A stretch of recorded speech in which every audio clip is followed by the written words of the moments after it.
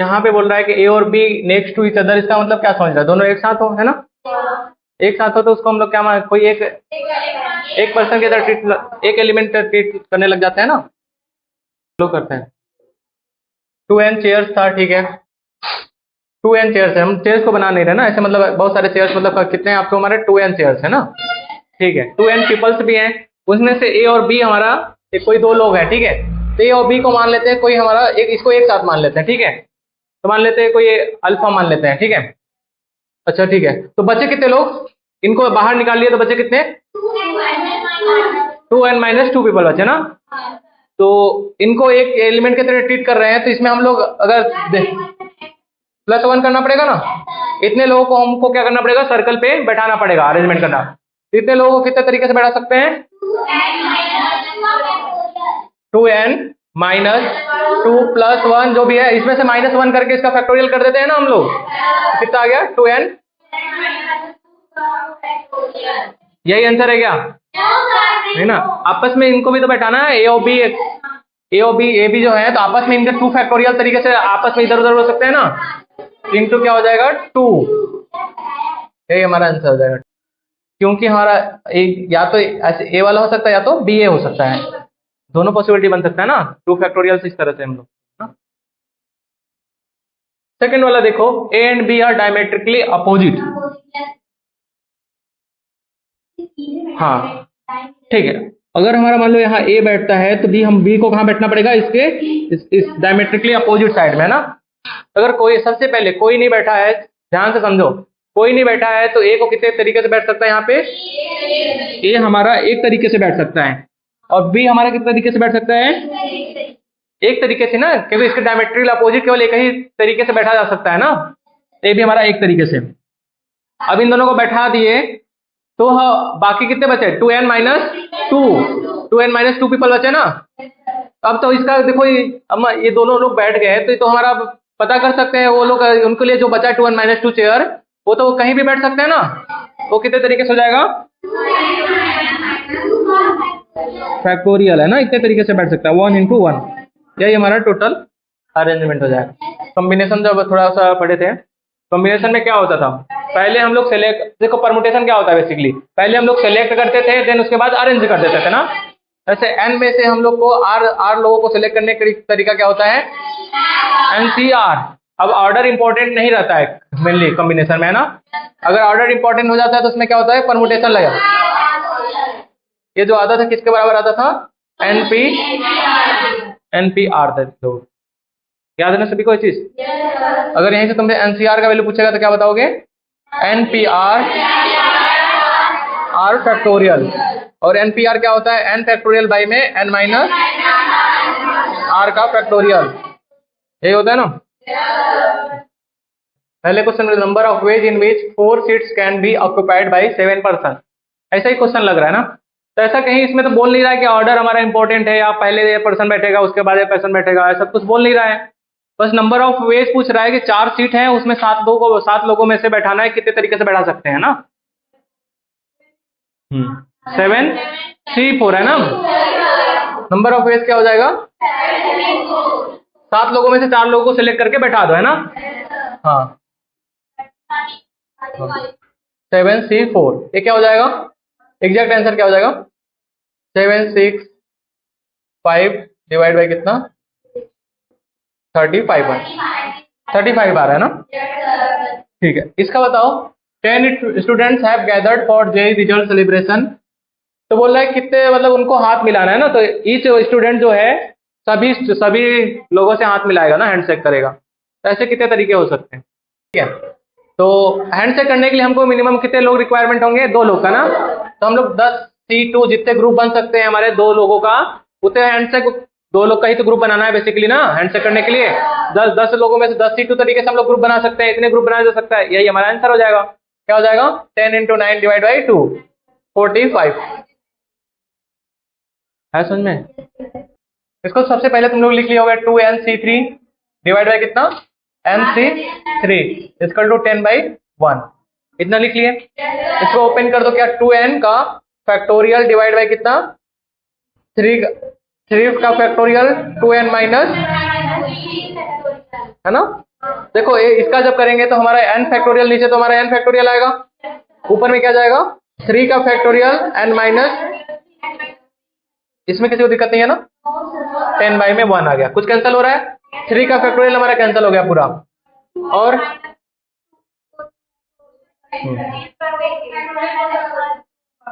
ठीक है, चलो इसको क्या लिखते हैं हम लोग, 2n है यहाँ पे, तो इसको हम लोग लिख सकते हैं 2n इंटू में 2n minus 1 2n minus 2, 2n minus 3 factorial आएगा, नीचे से कैंसिल हो जाएगा ना, चलो 2n माइनस 3 का जो फैक्टोरियल है नीचे वाले से कैंसिल हो जाएगा, ये तो हमारा कैंसिल हो गया, और इधर क्या बचा है हमारा, देखो यहाँ n माइनस 3 का फैक्टोरियल है, नीचे हमारा देखो क्या लिख सकते हैं, n फैक्टोरियल लिख सकते हैं n into n minus 1 into n minus 2 into n minus 3 का फैक्टोरियल लिख सकते हैं, इक्वल टू में 10 बाई में 1। अब देखो कैंसिल क्या हो रहा है, n माइनस 3 फैक्टोरियल पूरा कैंसिल हो गया, और इसमें से देखो अगर 2 कॉमन ले लिया जाए तो हमारा n माइनस 2, अब कितना जाएगा 4n माइनस 2 5n माइनस 10 ना, इतना कितना n का वैल्यू 8 आ रहा है, यहाँ से n का वैल्यू 8 पुट कर दो इसमें, क्वेश्चन क्या था यहाँ पे 8 कितना हो जाएगा 64 हो जाएगा, प्लस 24 डिवाइड बाई कितना 64 माइनस 24 प्लस 4 88 अपॉन 44, 2 बाई 1 आ रहा है ना, 2:1 आ रहा है ना, ऑप्शन बी। आगे समझ में, एक क्वेश्चन आया था 2023 में इस तरह का क्वेश्चन ना, ये वाला 2023 जे मेंस,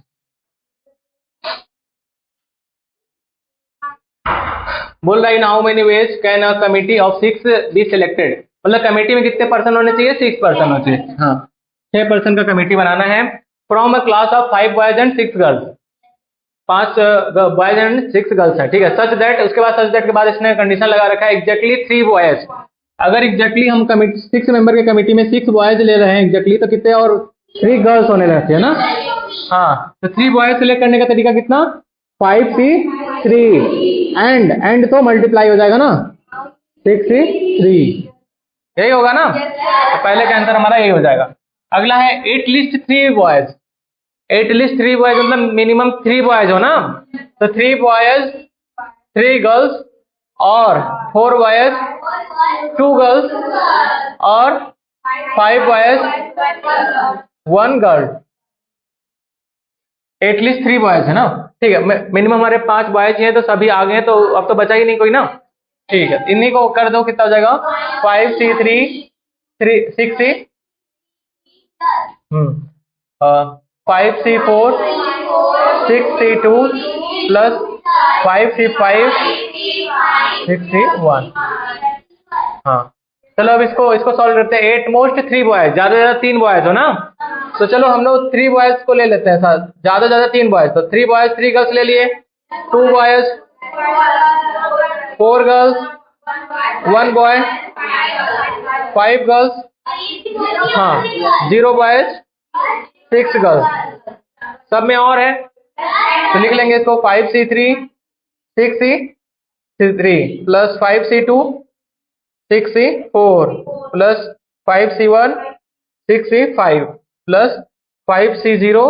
6C6, 6 ना, ऐसा समझ में,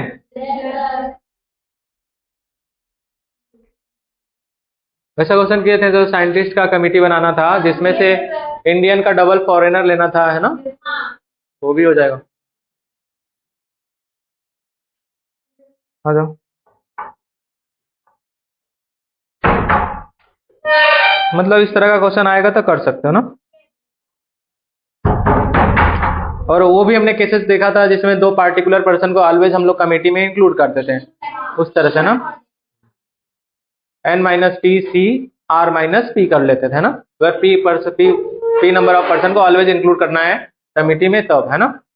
और किसी को एक्सक्लूड करना है, पी पर्सन को एक्सक्लूड करना है कितना n minus P C R, है ना, आर पर्सन का ग्रुप बनाना था कमेटी जिसमें से पी पर्सन को हमेशा ही, पी पार्टिकुलर पर्सन को हमेशा ही एक्सक्लूड कर देना था, है ना, n minus P C R हो जाता था, प्रॉपर्टीज ऑफ NCR,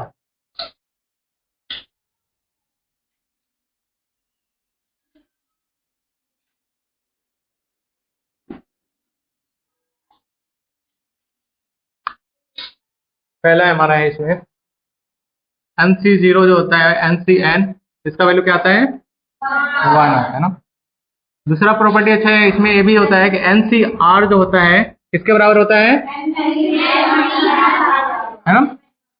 थर्ड हम लोग बोल सकते हैं, अच्छा NC2 का वैल्यू बताओ तो N(n-1) डिवाइड बाई 2। कोई भी नंबर आता है हमारा इस पे NC2 लिखा रहता है तो ये ऐसे लिख सकते हैं ना। और बताओ, और कोई सोचो। एक और प्रॉपर्टी होता है NCR plus NCR-1 equal to क्या, ये वाली प्रॉपर्टी याद रखना ना। अगर दोनों में हमारा ऊपर वाला सेम रहे और नीचे में एक का डिफरेंस रहे ना, तो हम लोग ऊपर वाला में 1 ऐड करके नीचे में जो इनमें से जो बड़ा रहेगा उसको लिख देंगे इस तरह से। समझ में आया ये चीज? हाँ इंपॉर्टेंट है ये वाला, ठीक है। और कुछ है क्या? और तो हम लोग एक था वो तो जानते ही हैं, पहले ही पढ़े हैं क्या,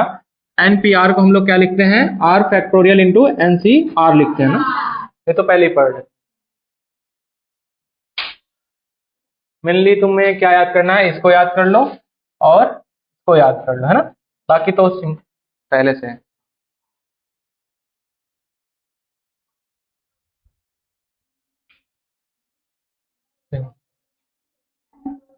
फोर्थ वाले को प्रूव करते हैं ना,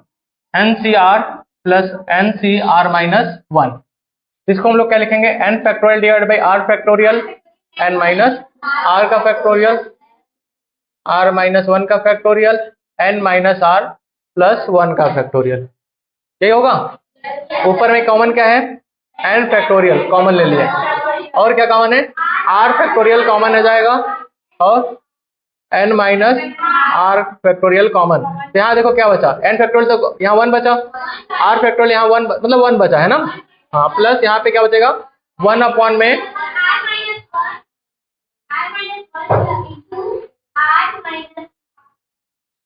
यहाँ पे देखो R फैक्टोरियल है, यहाँ तो R-1 फैक्टोरियल है ना, तो R-1 का फैक्टोरियल कॉमन है, यहाँ क्या बचेगा R बचेगा ना, और यहाँ पे क्या बचेगा N माइनस R प्लस, अब समझ में ठीक है। इसी को सॉल्व करते हैं, N factorial divide by R चलो N माइनस R का फैक्टोरियल और R-1 का फैक्टोरियल, इसको सॉल्व करके कितना कर लिख सकते हैं हम लोग N minus R plus 1 plus R divide by कितना R इंटू में N minus R plus 1, R cancel हो जाएगा, बचा कितना N प्लस 1, यहाँ हमारा क्या जाएगा N प्लस 1 इंटू में N का फैक्टोरियल डिवाइड बाई देखो क्या हो जाएगा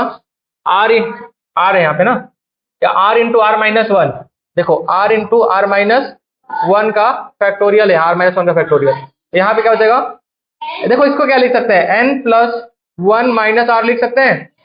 और यहाँ पे क्या है N माइनस R का फैक्टोरियल। अब देखा जाए यहाँ पे ये बेसिकली क्या है तुम्हारा